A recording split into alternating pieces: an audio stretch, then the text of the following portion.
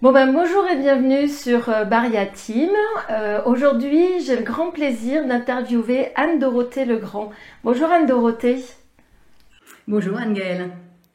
Est-ce que tu peux te présenter?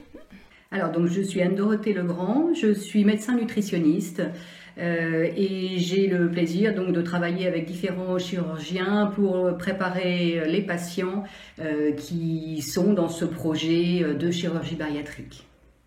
D'accord, donc c'est une préparation assez longue que tu fais avec eux. Comment ça se passe? Idéalement, ça se joue sur à peu près 6 mois. Parfois, évidemment, ça peut être prolongé quand les patients ont un petit peu plus de mal.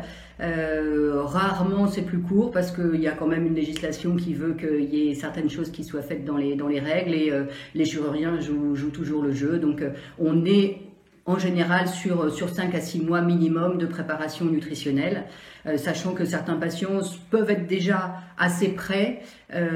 Dans ces cas-là, on espace un peu les rendez-vous. Quand les patients ont vraiment beaucoup de mal, on rapproche un peu pour les voir beaucoup plus souvent sur cette même période.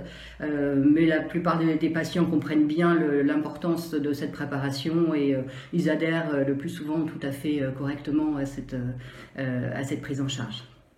Alors souvent les patients ont déjà tout un passé avec les diététiciennes, les nutritionnistes, ils ont déjà fait tous les régimes du monde possible.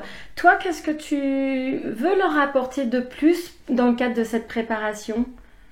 Donc c'est là où vraiment parfois ça peut poser problème quand les patients reprennent d'emblée cette prise en charge de régime.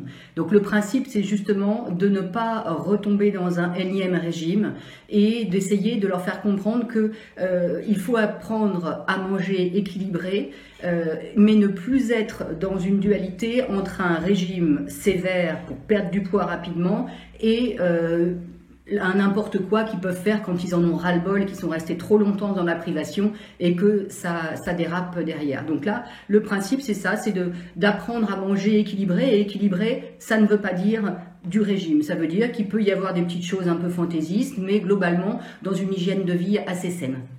Oui, c'est très complémentaire avec le travail que moi je peux faire, qui est sur un comportement alimentaire. Toi, tu travailles sur l'équilibre de l'assiette.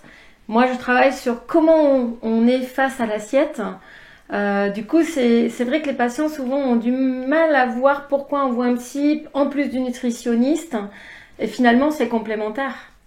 Et les deux sont très importants et c'est vrai que quand la préparation nutritionnelle est bien faite mais qu'il n'y a pas eu cette prise en charge psychologique, on voit qu'il y a des petites failles. Inversement, je pense qu'effectivement la prise en charge psychologique seule n'est pas suffisante. C'est vraiment un ensemble, un tout.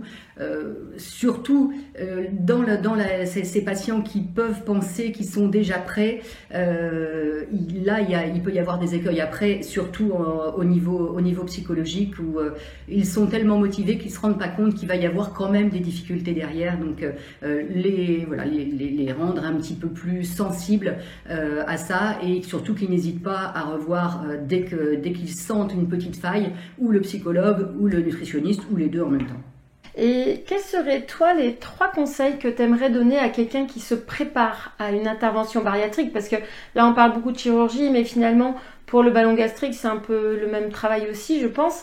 Donc, toi, face à quelqu'un qui s'oriente dans une démarche d'intervention bariatrique, quels sont les 3 conseils que tu veux leur donner?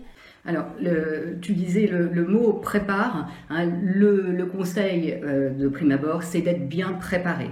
Donc préparer, ça veut dire avoir vu effectivement l'ensemble des médecins qu'on leur a demandé de voir et d'avoir fait un suivi, d'avoir écouté les conseils et surtout ne pas penser que cette chirurgie va être un miracle. C'est une aide très précieuse, ça c'est certain, mais une aide précieuse pour changer et pour enfin réussir à faire ce qu'ils ont déjà fait à de multiples reprises, c'est d'essayer de changer durablement. Donc vraiment se préparer à ça, être acteur de son changement. Ça c'est le deuxième point, c'est vraiment s'impliquer et essayer dans la mesure du possible d'impliquer l'entourage, en tout cas quand il y a un conjoint, des enfants, que toute la famille soit mobilisée autour de ce projet. Et le dernier point, bien sûr, qui est la suite logique, c'est d'être suivi derrière. Même si on se sent bien, même si on a l'impression que ça descend bien comme il faut, continuer le suivi assez rapproché au tout départ, et puis ensuite, de plus en plus espacé, mais toujours un suivi. Hein. Parfois, les chirurgiens sont obligés de recadrer un peu les patients, ils ont eu l'impression que tout allait bien, donc ils n'ont pas revu ni le psychologue, ni le nutritionniste. Et c'est là qu'on s'aperçoit qu'en fait, il y avait quand même des grosses failles et qu'il était bien temps de reprendre le suivi. Toutes les études le montrent, hein, les patients qui n'ont pas de suivi ont un risque d'échec qui est quand même beaucoup plus important, et c'est pas pour ça qu'on va faire cette intervention. On espère vraiment leur permettre d'avoir résolu à terme ce problème d'obésité.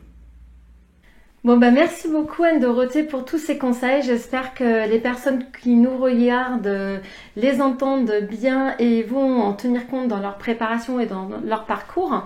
Moi, j'aime bien dire que c'est un parcours vers une renaissance et que tout l'apport diététique, nutritionnel et psychologique, ça permet de stabiliser la vie et du coup de s'orienter vraiment vers une nouvelle vie. C'est vraiment comme ça que je le vois. Ouais. Merci beaucoup Anne-Dorothée, et puis pour les personnes qui nous regardent, n'hésitez pas à vous abonner à la chaîne YouTube. Il y a plein de séquences, plein de vidéos à venir encore. Merci beaucoup Anne-Dorothée, au revoir. Merci Anne-Gaëlle, au revoir.